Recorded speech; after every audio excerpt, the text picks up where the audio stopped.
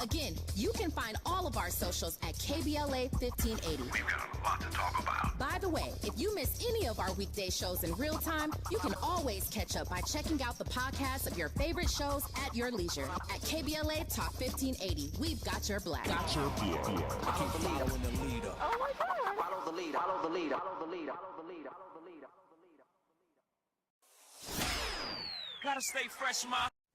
A federal appeals court expressed deep skepticism today about former President Donald Trump's claim that he is immune from charges of plotting to subvert the 2020 election, suggesting that it is unlikely to rule in his favor on a central element of his defense. As Trump looked on, a three-judge panel of the U.S. Court of Appeals for the District of Columbia Circuit peppered his lawyer with tough questions about his assertion that his client could not be prosecuted for actions taken while he was in the White House. And New York City has begun to evict dozens of migrant families that have reached their 60-day limits on stays in the homeless shelter system. This is the latest effort by the city to urge more of them to leave and to find permanent housing. Nearly 70,000 migrants are living in a patchwork of hotels, homeless shelters, and giant winterized tents set up by the city. The reshuffling in the dead of winter has been attacked by critics of Mayor Eric Adams as unnecessarily disruptive for migrants still finding their grounding in a new city. Advocates have also raised concerns for migrant children who might end up living in arrangements that are farther away from the public schools they are enrolled in. House Republicans returned to Washington today, once again staring down divisions within the conference over how to fund the government. Following weeks of negotiations, Senate Majority Leader Chuck Schumer and House Speaker Mike Johnson, that's a Republican from Louisiana, announced Sunday that they had agreed to a $1.66 trillion funding deal that would reduce overall spending by the federal government. But that reduction is only minimal, leaving in place a level set in a debt ceiling deal negotiated by President Biden and then Speaker Kevin McCarthy. The announcement sparked immediate outrage among the hard-right Freedom Caucus and confusion among other conservatives who said they have yet to hear directly from Johnson about the deal. Secretary of State Antony Blinken pushed top Israeli leaders in back-to-back meetings today to limit civilian casualties in Gaza, avoid all-out war with Hezbollah militants in Lebanon, and to get serious about planning for what comes after the fighting finally is. Blinken, the top diplomat of Israel's most vital ally, is presenting a plan for Gaza's future to Israeli leaders based on his meetings with leaders in Saudi Arabia, the United Arab Emirates, Qatar, Jordan, Greece, and Turkey. The Democratic Congressional Campaign Committee will invest millions of dollars in an initiative that aims to engage with and persuade voters of color to support Democratic candidates as part of its efforts to take back the House majority in November. The initial $35 million push, which the committee announced today, will target key congressional districts with largely minority populations. And this money and investment comes amid growing concerns about minority voters in 2024. In recent days, former President Donald Trump and one of his top allies, Representative Elise Stefanik, have referred to the federal criminal defendants incarcerated in connection with the January 6th attack on the U.S. Capitol as hostages, a comparison equating the American judicial system with terrorist and militant organizations. Some relatives of hostages taken during the October 7th Hamas attack on Israel are offended by this comparison. And the Iowa gunman who opened fire on Perry High School last week appeared to have an active account on the internet chat platform Discord, where he previously discussed school shootings and described gearing up just moments before Thursday's attack. Dylan Butler, a 17-year-old, killed sixth grader Amir Joliffe, who was just 11 years old. He also injured 4 other students and 3 staff members, including the principal. Now, this is all before he died of a self-inflicted gunshot wound. Police said they also found an improvised explosive device at the scene. Amid declining support from Black voters, President Joe Biden was at Emmanuel African Methodist Episcopal Church yesterday. Now, this was the site of a horrific hate crime in which a white supremacist, Dylan Roof, massacred 9 worshipers in 2015. Now, according to Joe Biden and his campaign, this was a high-stake appearance as Biden kicks off the election year. The address at the historic church known as Mother Emanuel comes just days after Biden kicked off his campaign near Valley Forge, Pennsylvania, where he criticized Trump for his actions during the January 6th attack on the Capitol. This is Areva Martin in real time, and I'm your host, Areva Martin. This is your one-stop destination for today's trending news, expert analysis, and my unfiltered opinions. This is hour 2 of Areva Martin in real time, and this is the hour where we go deep, where we dig behind the headlines, and we bring you those stories that people are talking about, those stories that have a tremendous impact on the lives of everyday people. Well, today I have an exclusive interview with a UCLA researcher and professor who is out with a shocking new report that may forever change policing in America. When we come forward, I'm going to sit down and talk with that professor and researcher. You're going to be shocked and in many ways, I think, terrified to learn that a tactic that has been used by police departments all over this nation for decades and sold to the public as being relatively benign and innocuous. This professor says contrary to the contrary. This routine police procedure is in fact lethal. I'm going to talk to that researcher and also to a law enforcement expert to get his take on the findings in this report and what these findings may mean for police departments all over this nation. When we come forward, more on KBLA Talk 1580. There's a new sheriff in town.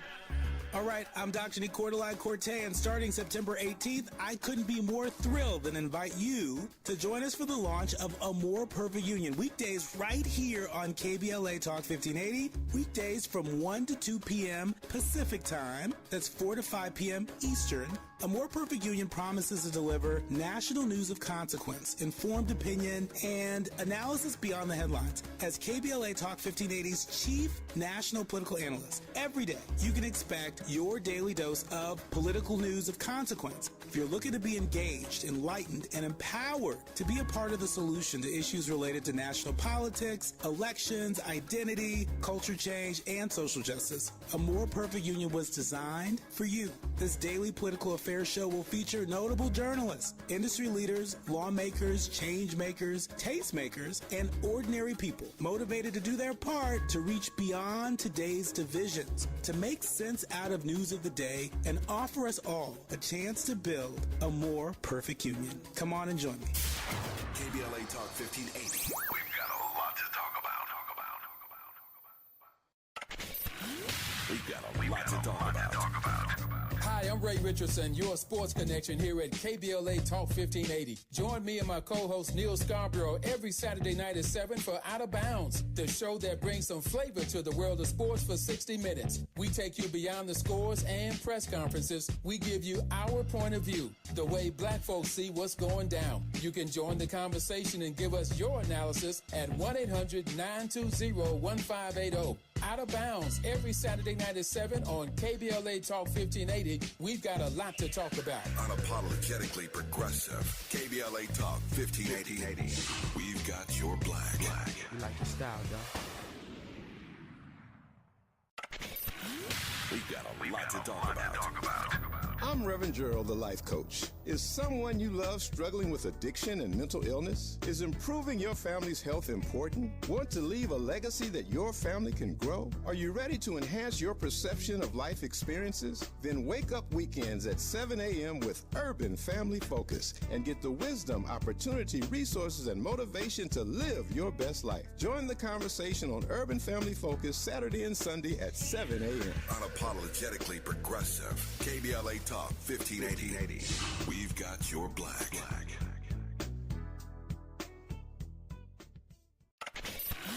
We've got a lot to talk about.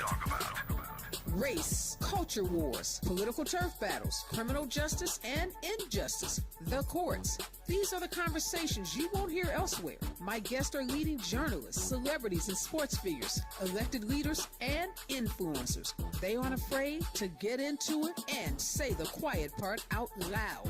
With Areva Martin in real time, your commute just became the most engaging part of your day. Tune in weekdays from 4 p.m. to 6 p.m. or find us on YouTube. Areva Martin in real time, when you want it straight, no chaser. Unapologetically progressive. KBLA Talk 1580. We've got your black.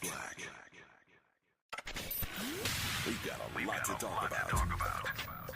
Hi, I'm We are back, and in this hour, Professor Terrence Kill, who is the founding director of the University of California, Los Angeles Biocritical Studies Lab and a national expert on the intersection of law enforcement and race science, is here in an exclusive interview to talk about a new study, a groundbreaking study that's published in the winter edition of ICIS. Now, this is the nation's premier journal for the history of science and medicine. This study, this groundbreaking study, Professor Keel, has the potential of changing forever the way law enforcement agencies across this country police communities. Tell us about the study, what prompted you to perform this study, and what some of the critical findings are. Well, first, I want to thank you, Areva, for this opportunity to discuss the issue of police weapons and their impact on vulnerable Black, brown, and poor communities here in the United States and also abroad.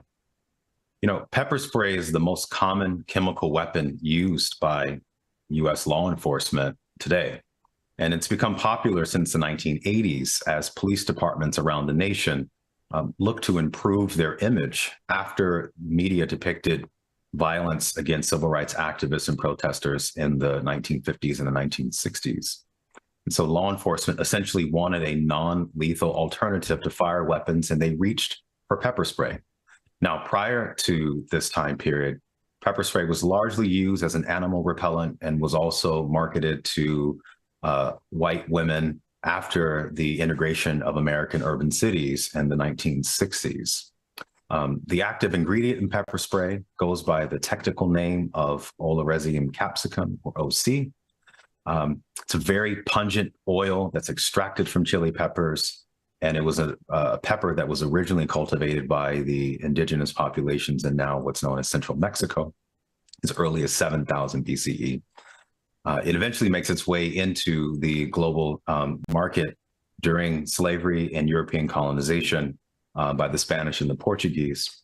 And we have evidence to show that it begins to be used as a weapon of torture for enslaved populations as early as the 16th century. One thing I'll just simply say before we really get into the details of this, OC is a highly reactive chemical substance that when it comes into contact with the tissues of humans and mammals, it causes debilitating pain and inflammation and death.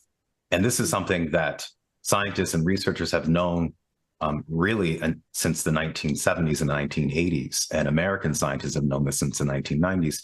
And yet still, pepper spray is talked about and believed to be a non-lethal alternative to weapons and firearms. And this paper, which was co-authored by myself and Jonah Walters, who was a fellow in my lab, was really designed to explain the durability of this idea of non-lethality of pepper spray. Why is it that we continue to use this armament? And more importantly, why is this chemical weapon unregulated by the federal government in the United States, which is another finding in our study that we found completely shocking, in addition to the fact that this device, this weapon, kills people and takes lives. So it's a very troubling story that involves slavery and police and the American government.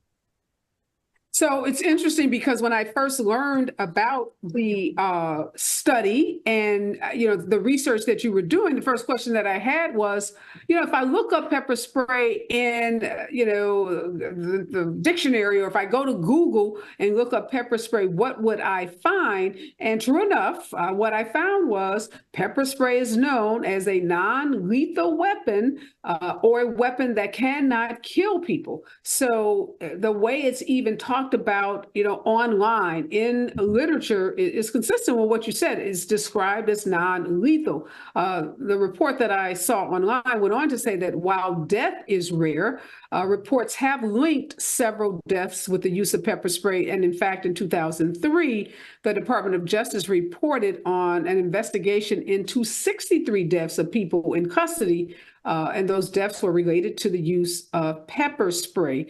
So it begs the question of if your research, as a result of your research, you have concluded that this pepper spray is not non-lethal. And as brilliant as I know that you are, as you have just stated, that this has been widely known in the American, U.S. scientific community. Why is it that this myth of pepper spray being non-lethal, why has it been perpetuated all of these years? Right. There are really two reasons or sources for this myth. The first takes us back to slavery and the first encounter by Europeans with this chili pepper. And then the second reason brings us to the present. And I want to say a little bit about the first before I move to the present. And so when European colonialists came to the Americas and discovered this early pepper, they also brought with them these highly racist ideas about people who live closer to the equator in warm climates having an innate tolerance for hot temperatures, spicy foods, and also, importantly, high pain tolerance. And what European colonists began to believe is that somehow West African populations and Mesoamerican communities and indigenous people were immune to the effects of pepper, and that they could consume this food, use it in their diets, use it for medicinal properties, because peppers for a very long time have been used as a medicine. In fact, it continues to be used as a medicine. And so this was wedded with an idea about the difference in Black and brown bodies that makes them more sort of resistant to the effects of peppers. And so when this idea begins to mix with the brutality of slavery, we have documented evidence of slave masters and overseers using peppers as a form of weapon and punishment. And this documents as early as the 16th century in the Caribbean, but also in the Americas as early as the 18th and 19th century. We were able to discover interviews of formerly enslaved people that were conducted by the federal government in the 1930s, where enslaved Black Americans talked about having been whipped by slave masters and having peppers and ground black pepper rubbed into the wounds of their bodies. And not only is this dramatic and shocking, but it also reveals a kind of disturbing mentality of being able to use this food source on a people where it's believed that rubbing this into the wounds of them would not kill them, but it would subdue them, it would punish them, it would create forms of subjugation that would diminish the will of a unruly or untrustworthy subject. And I want to stress that, because this idea that peppers are somehow benign or not violent or not lethal carries with this idea of you use the pepper to subdue someone who's not listening to reason, who's untrustworthy, and who can be punished. And this very same logic that was really pioneered in the context of slavery has endured into our present political moment with the use of peppers within law enforcement. So I think the roots in slavery are really, really important. And specifically the idea that peppers can be used to subdue someone's will. The second point has to do with science, medicine, and law enforcement. Mm-hmm. What happens essentially is that law enforcement departments have a PR problem after the civil rights era. Black activists and their allies are being beaten and bludgeoned to death on camera for American viewers to see all throughout the United States in the 50s and the 60s. And in fact, this televised brutality by law enforcement was used to the advantage of Martin Luther King and SNCC and other civil rights organizations to put pressure on Congress to pass the Civil Rights Voting Acts. At the same time, however, the public began to sort of lose its trust in law enforcement and police. And it's in this moment, law enforcement began to adopt this pepper spray, which had been marketed largely as an animal deterrent and used largely to ward off bears and deers, and also as a self-defense tool within the consumer market. And there's some important parts that are relevant here. One, when this weapon was adopted by law enforcement, there really hadn't been any conclusive studies concerning its lethality by American scientists. There had been some work by scientists in Europe, specifically in London, who were studying mice and looking at the sort of physiological effects. But there wasn't enough known about the actual substance to determine for good whether or not it was lethal. And so not having this information, it was introduced into the police arsenal without knowing for sure whether or not it was going to take people's lives. And sure enough, shortly after it was introduced into law enforcement technology, people began to experience severe reactions and in some cases, actually death. These efforts or these cases were largely ignored and suppressed, and it has everything to do with sort of trying to maintain the status of law enforcement and the legitimacy of violence against brown and Black populations. For example, we know that in 1995, in the early 1990s, the National Institute of Justice conducted their own study of pepper spray and specifically of OC. And what they discovered in this study, using mice essentially, is that a 185-pound man needed only to be exposed to about 1.46 fluid ounces of OC on the skin before it was lethal.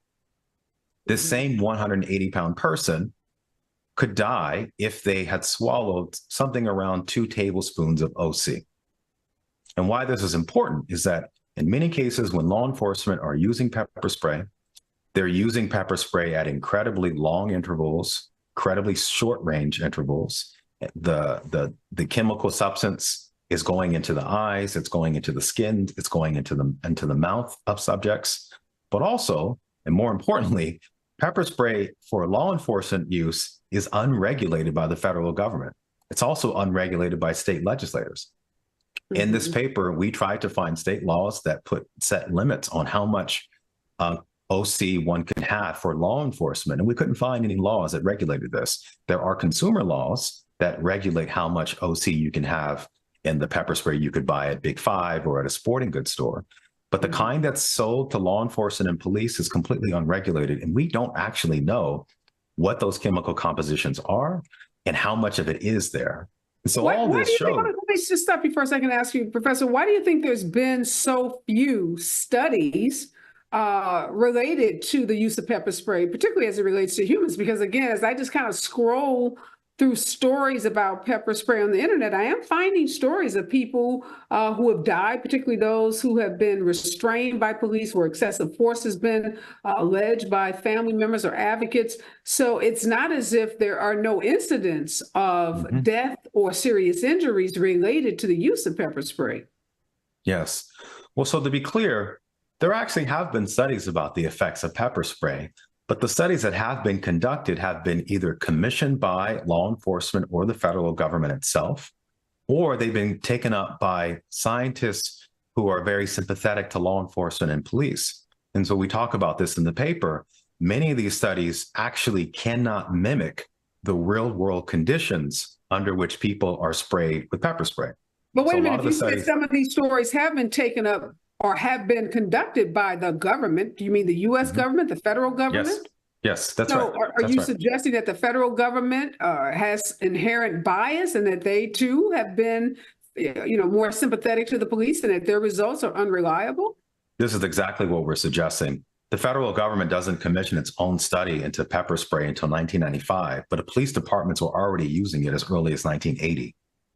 So what essentially happens is that this weapon gets introduced into law enforcement as an effort to clean up their image, and no one really bothers to really test for certain how lethal this is. And by the time studies are actually commissioned, it's largely because there's been several cases being brought to courts and being brought to police saying that my family member died as a result of being sprayed by pepper spray. But wait a minute, let me stop you again. So, the U.S. government is this huge, body, so it's not a monolith. And so when we talk about the studies, are you talking about law enforcement, federal law enforcement agents conducting these studies, or, the National Institute of Health? Like, what branch of government has conducted the studies? Because, I don't want to be a conspiracy theorist, but it sounds like you're saying, like, if the NIH is conducting the study, the NIH is burying information or somehow distorting the results to favor another branch of the government, i.e. law enforcement.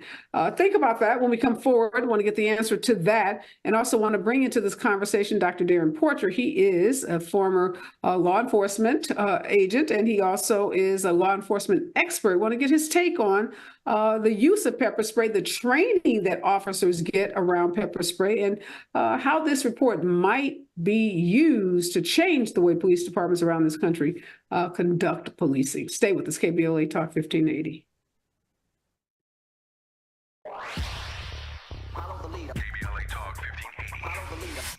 If you're not following KBLA Talk 1580 on all of our socials, then you're missing out. Download our app and find us on Facebook, Twitter, Instagram, YouTube, and on the web at KBLA 1580. That's right. Again, you can find all of our socials at KBLA 1580. We've got a lot to talk about. By the way, if you miss any of our weekday shows in real time, you can always catch up by checking out the podcast of your favorite shows at your leisure. At KBLA Talk 1580, we've got your black. Got your black. Keep following the leader. Oh my God. Follow the leader. Follow the leader. Follow the leader. Follow the leader. Gotta stay fresh, my house shot with a rest spot.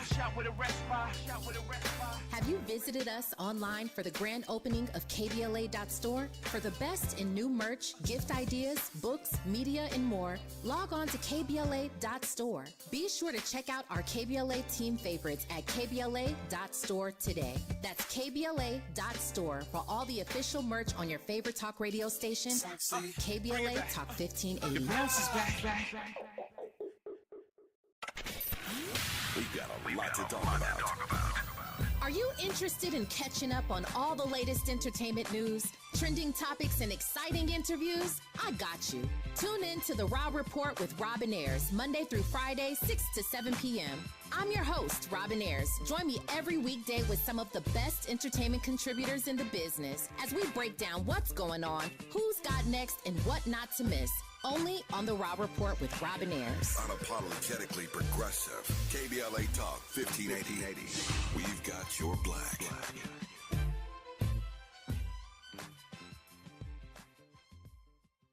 There's a new sheriff in town. All right, I'm Dr. Nicordelai Corte, and starting September 18th, I couldn't be more thrilled than invite you to join us for the launch of A More Perfect Union. Weekdays right here on KBLA Talk 1580. Weekdays from 1 to 2 p.m. Pacific time. That's 4 to 5 p.m. Eastern.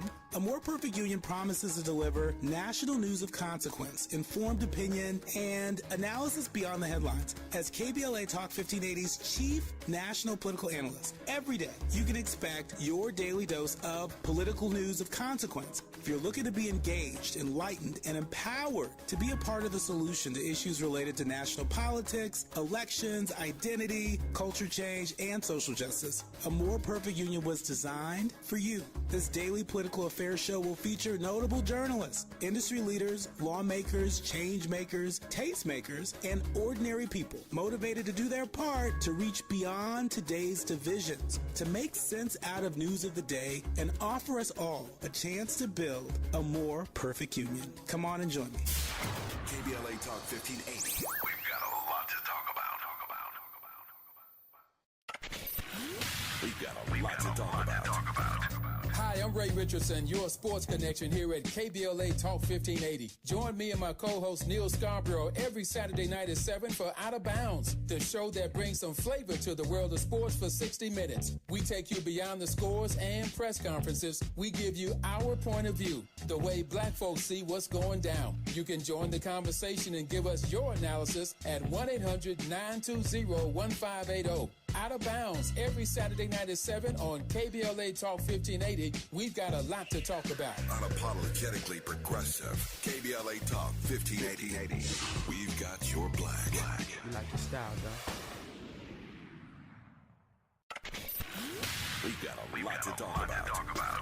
I'm Reverend Gerald, the life coach. Is someone you love struggling with addiction and mental illness? Is improving your family's health important? Want to leave a legacy that your family can grow? Are you ready to enhance your perception of life experiences? Then wake up weekends at 7 a.m. with Urban Family Focus and get the wisdom, opportunity, resources, and motivation to live your best life. Join the conversation on Urban Family Focus Saturday and Sunday at 7 a.m. Unapologetically progressive. KBLA Talk 1580. We've got your black.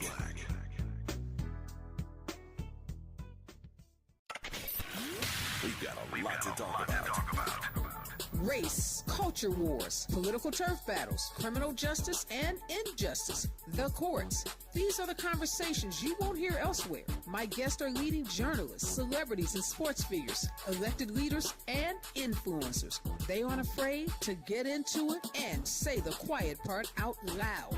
With Areva Martin in real time, your commute just became the most engaging part of your day. Tune in weekdays from 4 p.m. to 6 p.m. or find us on YouTube. Areva Martin in real time, when you want it straight, no chaser. Unapologetically progressive. KBLA Talk 1580. We've got your black. We've got a lot to talk about.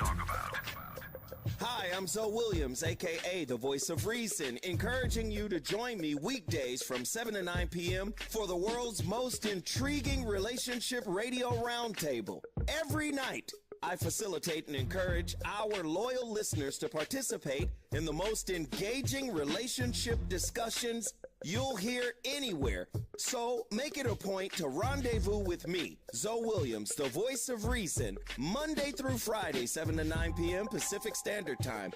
Trust me, your relationships will never be the same. We are back with Professor Terrence Kill from UCLA, who's out with a shocking new report that pepper spray used by police departments around this country is in fact lethal. Although if you look up pepper spray on Google, you will find the definition of it being non-lethal. And I've just been perusing the internet, just looking to see how pepper spray is being reported on, what the stories are. And there's actually a case, a Trenton police officer, Trenton, New Jersey, who has been indicted on a criminal charge for pepper spraying a 64-year-old man who died 18 days after a confrontation with police outside his home. So I want to bring in former officer, now Dr. Darren Porcher. He is a law enforcement expert. Welcome, Dr. Porcher. I haven't seen you in a while, but thank you for joining us. So Dr. Keel is out today with this really important report saying that the way we are all told and taught about pepper spray in this country is wrong, and that we've been led to believe that it is non-lethal, and he's out with a report that contradicts that. And obviously, law enforcement agencies are keenly aware of this. Folks are being indicted for the use of pepper spray, indicted for deaths associated with it. So if law enforcement do have some public awareness about how lethal pepper spray can be, why is it so widely used with police departments across this country? Well, for starters, good afternoon, Areva, good afternoon, Terrence, and good afternoon to everyone that's tuned in. When we speak to the aspect or the perspective of the use of force that police officers employ, pepper spray is one of those components that fall within that purview. Now, on many instances, we refer to pepper spray as a non-lethal weapon that can be used. Non-lethal weapons can be pepper spray, they could be tasers, batons, etc. But do you have instances where people lose their lives? Yes, you do. Therefore, we need to have a constant revolution in training or professional development within police departments. I was a sergeant in the NYPD's police academy, so I trained recruits on a regular basis on the application of pepper spray. In addition to that, I worked in the Internal Affairs Bureau in the NYPD as a lieutenant, where I investigated and in many cases prosecuted officers for misconduct and excessive force. I think that police officers, when they employ pepper spray, have to be of the understanding of you want to employ an objectively reasonable amount of force, meaning what is the immediate threat? Is the person resisting? And what is the crime? You don't want to use a disproportionate level of force against an individual when you're encountering them. Pepper spray initially was deemed as one of those non-lethal use of force methods that would not cause an extreme level of harm. Prior to pepper spray, police departments were equipped with mace, and we found on many occasions the mace was ineffective. So as a result of the ineffective nature of mace, the police departments have now progressed to pepper spray. Police departments, as well as postal workers or postal carriers, do carry this level of a non-lethal level of force. But once again, it needs to be done or employed in an objectively reasonable manner. If it's excessive, the officer needs to be either prosecuted, fired, or disciplined accordingly. It's on a case-by-case basis. So, and no matter what you use as a police officer, you're going to cause a person's death. Because when we think about a dangerous instrument, for example, it could be a chair, it can be a glass of water, it can be a tube of water, it can cause someone's death. But at the same token, it needs to be, that being pepper spray needs to be employed smartly. And if there are problems with this, that's when we need to revisit it and train accordingly. And if worst case scenario, if we have to remove pepper spray from the iteration and replace it with something else, so be it. So let me ask you this, Professor Q, what our law enforcement expert is suggesting is that there may be a level, an amount, a quantity of pepper spray that can be used that won't have, you know, these kind of serious consequences. And I'm not sure, is that what your research has found, is that there is some level of pepper spray that can be deployed by law enforcement? Or I'm looking at cases even involving neighbors using pepper spray and someone dying as a result of a neighbor spraying, a dosage of pepper spray. You know, is there some level where if it's, 2 ounces, it's okay, but if it's 5 ounces, it's then lethal? I think you're muted. My apologies for that. To answer your question, no, there isn't an objective measure or amount that can be used where you can be 100% confident that it is non-lethal. And this is what the scientists have told us for some time. And in fact, scientists who work for the National Institute of Justice and Department of Energy were the one who commissioned the study in 1995, where they realized that, again, 1.46 fluid ounces would kill 50% of the test subjects if exposed, right? So that means that you could be exposing people to lesser amounts and you would still reach lethality and death, essentially. So I think what we need to do, and I think I want to, signal and agree with our officer law enforcement expert here, there needs to be a revolution in the way that we think about this weapon. And that revolution needs to involve this is a lethal weapon. And there have been several recent cases, like the case of Tyrone West, who dies on the street of Baltimore after being sprayed numerous times by pepper spray in July of 2013, so much so that the officers who were involved, and there were 12 officers who arrested him and sprayed him, they themselves had to be taken to the hospital as a result of exposure and contamination. And yet, even still, in the case of Tyrone West, his death was deemed to be undetermined and possibly attributed to a cardiovascular disease. So we have cases where it's not just law enforcement training. Bodies are very different. The composition of our bodies are very different.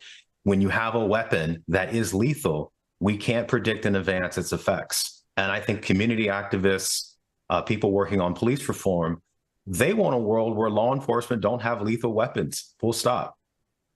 And I think the irony in this is the way pepper spray is presented to the public is that on the continuum of force that police officers have available, obviously, you know, shooting someone with a gun being the most serious, is that pepper spray, you know, is less, it's, you know, low on the continuum. And so when you use pepper spray, it's going to, of course, you know, subdue someone, but it's not going to cause the same kind of bodily harm and potential death that shooting someone with, you know, a gun or using a rifle or using some other very serious level of force. And that's what's troubling to me, because I feel like as the public, we've all bought into the use of pepper spray as being, you know, to the extent you're going to agree that police can use force in certain situations, that pepper spray, again, is a lesser use of force and is not going to cause the kind of serious injuries. Again, I'm just finding case after case after case on the internet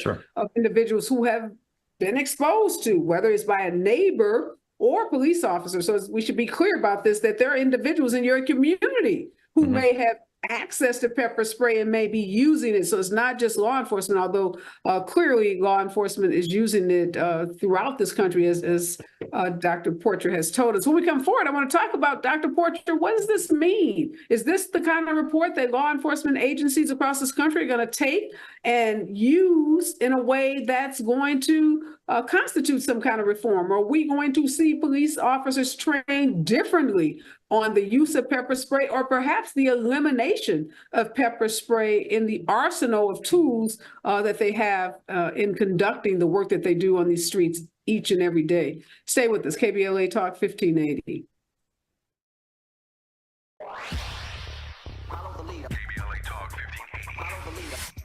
If you're not following KBLA Talk 1580 on all of our socials, then you're missing out. Download our app and find us on Facebook, Twitter, Instagram, YouTube, and on the web at KBLA 1580. That's right. Again, you can find all of our socials at KBLA 1580. We've got a lot to talk about. By the way, if you miss any of our weekday shows in real time, you can always catch up by checking out the podcast of your favorite shows at your leisure. At KBLA Talk 1580, we've got your black. Got your black. Follow the leader. Oh my God. Follow the leader. Follow the leader. Follow the leader. Follow the leader. Follow the leader. Gotta stay fresh, my house shot with a red spot. Have you visited us online for the grand opening of KBLA.store? For the best in new merch, gift ideas, books, media, and more, log on to KBLA.store. Be sure to check out our KBLA team favorites at KBLA.store today. That's KBLA.store for all the official merch on your favorite talk radio station, KBLA Talk 1580. We've got a lot to talk about. Are you interested in catching up on all the latest entertainment news, trending topics, and exciting interviews? I got you. Tune in to the Raw Report with Robin Ayers, Monday through Friday, 6 to 7 p.m. I'm your host, Robin Ayers. Join me every weekday with some of the best entertainment contributors in the business as we break down what's going on, who's got next, and what not to miss. Only on the Raw Report with Robin Ayers. Unapologetically progressive. KBLA Talk 1580. We've got your black.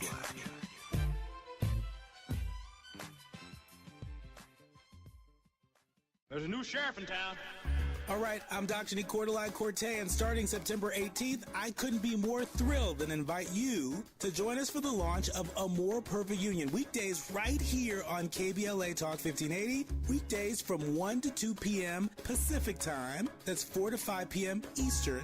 A More Perfect Union promises to deliver national news of consequence, informed opinion, and analysis beyond the headlines. As KBLA Talk 1580's chief national political analyst, every day you can expect your daily dose of political news of consequence. If you're looking to be engaged, enlightened, and empowered to be a part of the solution to issues related to national politics, elections, identity, culture change, and social justice, A More Perfect Union was designed for you. This daily political affairs show will feature notable journalists, industry leaders, lawmakers, change makers, tastemakers, and ordinary people motivated to do their part to reach beyond today's divisions, to make sense out of news of the day, and offer us all a chance to build a more perfect union. Come on and join me.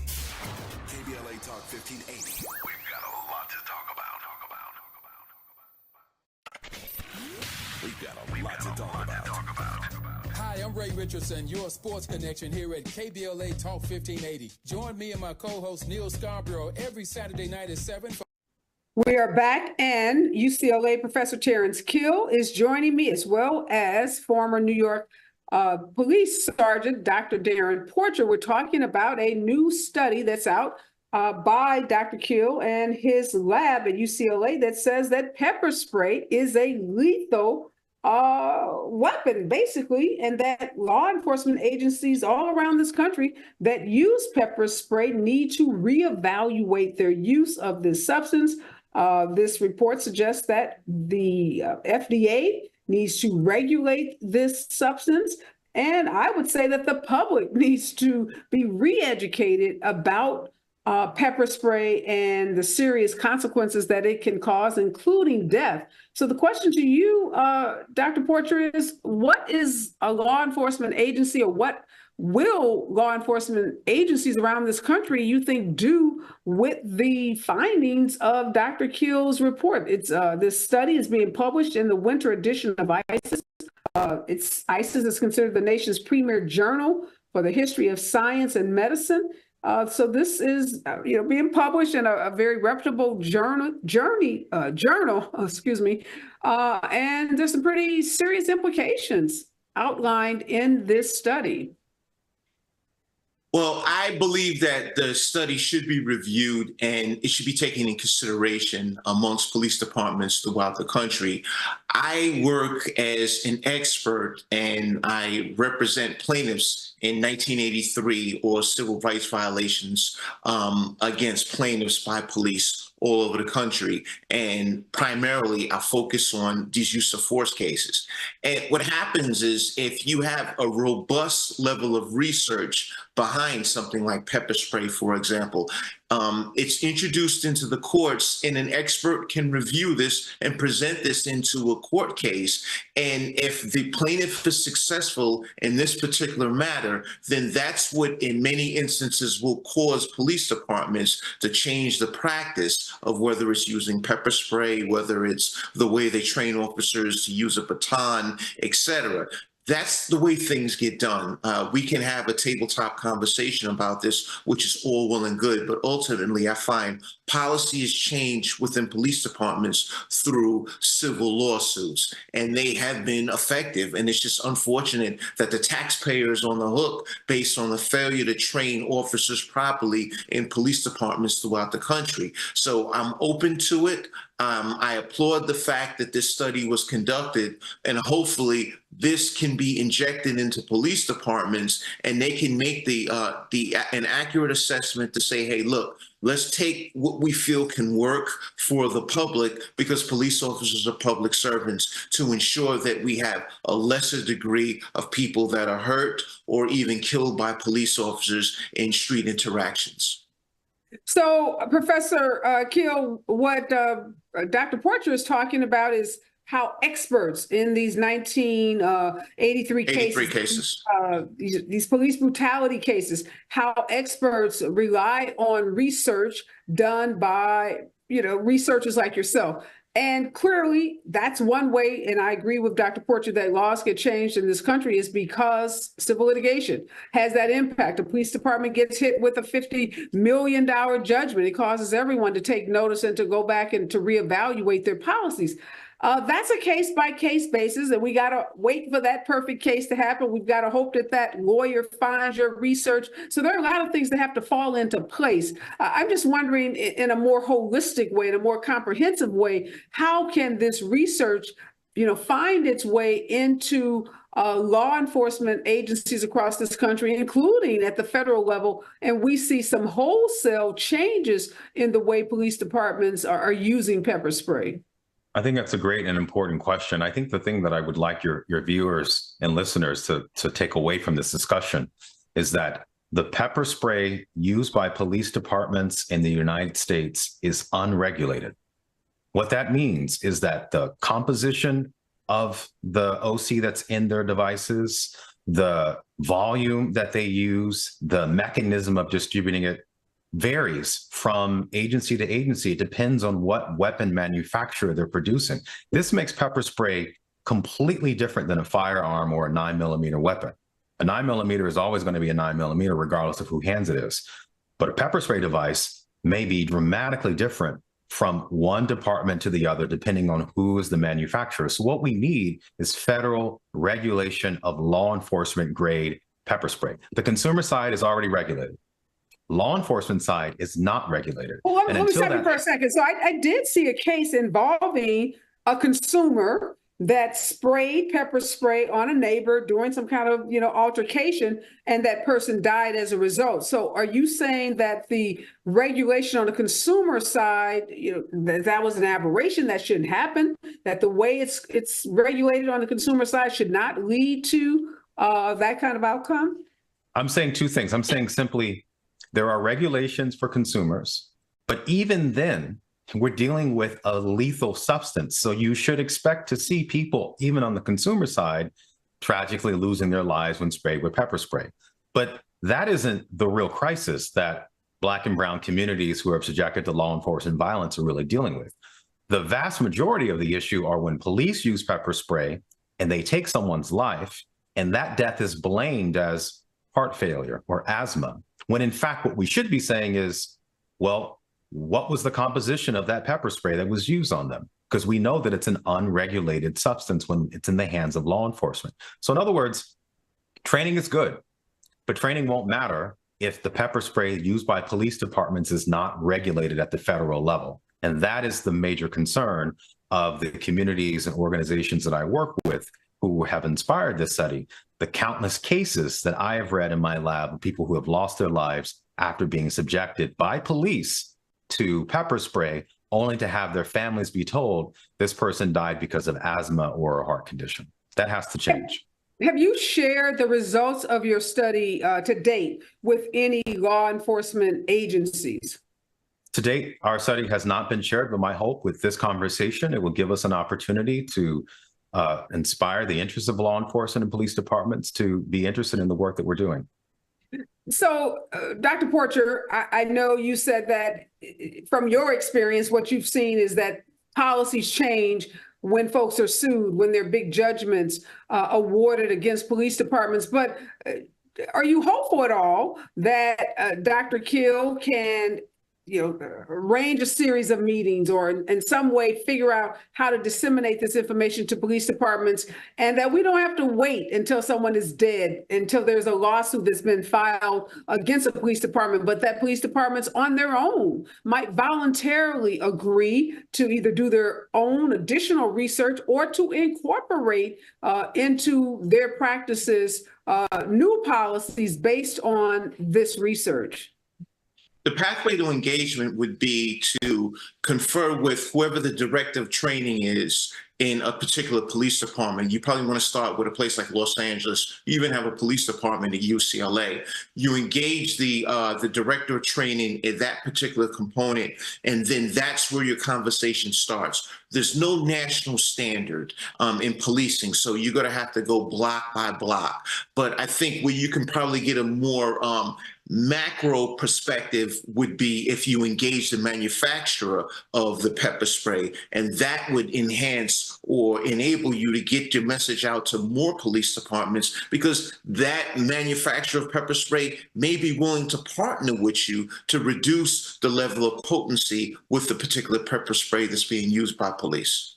That's an excellent point. And that was going to be a question I was going to ask you, Professor Kill, is have you had conversations with manufacturers or even with federal, the FDA, the agency responsible for regulating I don't know if it's the FDA, but whatever that federal agency is would be responsible for regulating the chemical?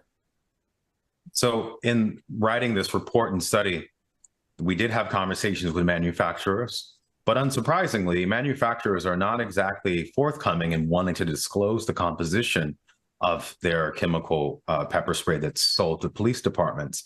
And in fact, most manufacturers use the Scoville rating to talk about the concentration of their pepper spray. So you might have heard Scoville rating. It's because it's the rating that's used on hot sauce and hot pepper, right?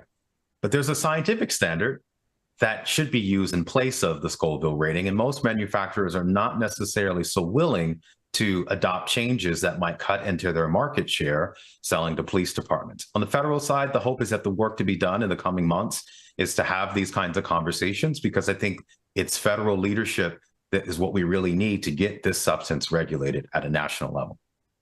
And it's always about what we can do, everyday people, listeners, viewers. And one of the things you can do is contact your congressperson, your senator, and let them know that you were watching Areva Martin in real time and you heard Professor Keel and you heard Dr. Porcher talk about the lethal nature of pepper spray, and you have concerns and you'd like to see congressional hearings. You'd like to see Congress get involved and take up this issue so that we can have the kinds of regulation that will protect people.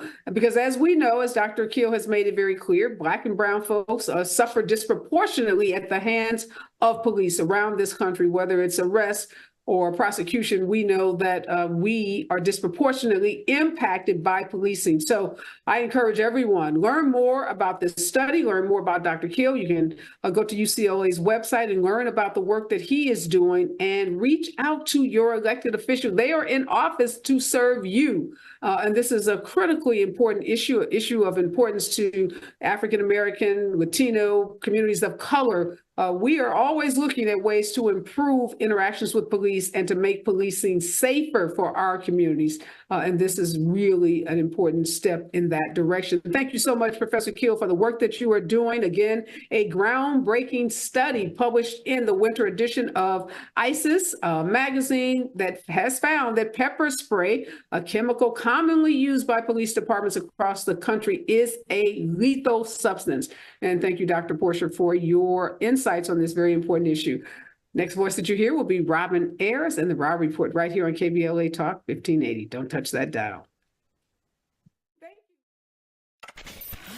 We've got a lot to talk about. Hi, I'm Zoe Williams, a.k.a. the voice of reason, encouraging you to join me weekdays from 7 to 9 p.m. for the world's most intriguing or prison.